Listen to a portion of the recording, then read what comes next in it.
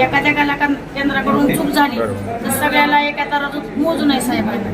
त्यांच्यासाठी आम्ही त्यांना भेटायला आलतो. त्यानं मला पत्रिका पण चांगला दिला, बोलले, पण आम्हाला त्यांना होऊन भेटायचे. एका नाण्याचे दोन बाजू असतात हे विचार केला पाहिजे. त्याला सोडून आलेलो आहे, आमचा पण थोडा विचार करायला पाहिजे. आम्हाला लेकर नेमकी अडचण काय मला नेमका अडचण काहीच नाही. समजा एक कला केंद्र जे ते शासनानं ज्या नोटिसा पाठवल्या त्याच्यामध्ये म्हणलं की बंद खोलीमध्ये कला सादर करा. आता सगळीकडे जे आहे ते आपल्याकडे बंद खोल्या आहेत सगळे, बरोबर आहे, सेपरेट रूम मध्ये आहे. हे रिहर्सल रूम आहे, ही रिहर्सल रूम आहे. नाही नाही एक मिनिट. तुम्ही म्हणता नेमकं काय, नेमकी तुमची अडचण काय, तुम्ही कोण काय अडचण अशी आहे की आम्हाला कळालं की आपल्या जिल्ह्यातले सगळेच कला केंद्र बंद करणार.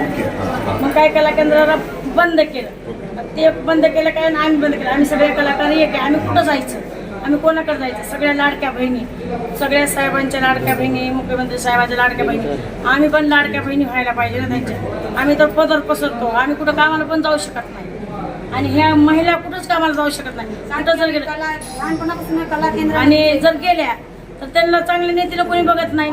तुम्ही तर बघितलं साताऱ्यात एवढ्या छोट्या मुलीवर बलात्कार केला आज, तर मग आता ह्या महिन्यात कुठं जायचं, लेकर बाळ असतात. पालकमंत्र्यांनी काय प्रतिसाद दिला तुम्हाला, ते काय बोलणं झालं? बोलणं नाही, निवेदन घेतलं माझ्या संग, म्हणजे छान, मला छान वाटलं त्यांना भेटून. काही कला केंद्रांवर चुकीचे प्रकार होत आहेत, होतात. तुम्ही समर्थन करताय? त्याचं समर्थन आम्ही बिलकुल करत नाही.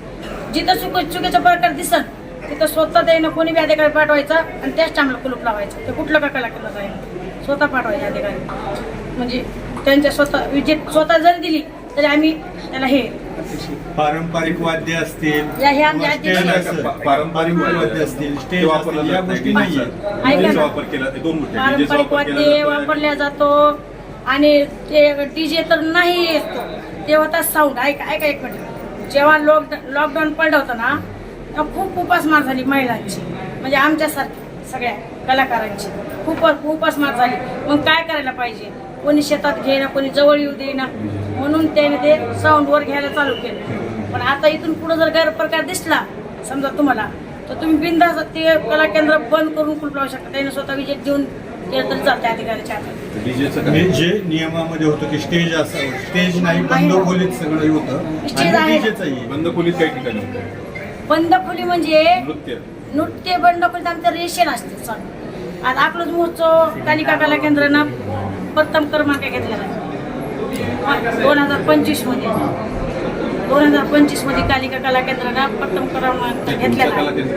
जनरल विषय सुरू आहे की धाराशिवमध्ये असा प्रकार सुरू आहे की स्टेजच्या ऐवजी बंद खोलीमध्ये केलं जाते आणि प्रशासनाने नोटिसा पाठवल्या त्याच्यामध्ये त्यांनी तसाच उल्लेख केलेला आहे की बंद खोलीमध्ये न करता तुम्ही स्टेजवर परफॉर्म करा. स्टेजवर न करता बंद खोलीमध्ये करता असं म्हणतात. महाराष्ट्रामध्ये 85 कला केंद्र पहिल्यापासून, म्हणजे आता खूप वर्षापासून तर लोककला चालू काय आपली तर काय स्टेज आहे, हे करायचं रेशल रूम आहेत, आम्ही रेशल घेतो, पारंपरिक वाद्य वाजवतो, आमचे कलाकार आहेत, सगळं आमचं तुम्ही येऊन चेक करा. मागच्या वेळेस पोलिसांनी जी कारवाई केली, 3 कॅमेरा केले, त्या कारवाईमध्ये सगळ्या गोष्टी दिसून आल्या त्यांना. 3 कॅमेरा केली. हो, आता तुम्हाला सत्य सांगते, 3 कॅमेरा केली कारवाई देईल, पण त्यांना आमच्या जर कला केंद्रामध्ये घुंगरं बांधताना सुद्धा बायाचे त्यांच्याकडे शूटिंग ते तुमचं जनरल तुम्ही असं वैयक्तिक असं घेऊ नका. जर त्या शासनानं एवढ्या सगळ्या कला केंद्रामध्ये ज्या काही चुकीच्या गोष्टी घडतात हे तुम्हाला मान्य आहे का नाही? त्यामुळं ही कारवाईची स्टेज आली.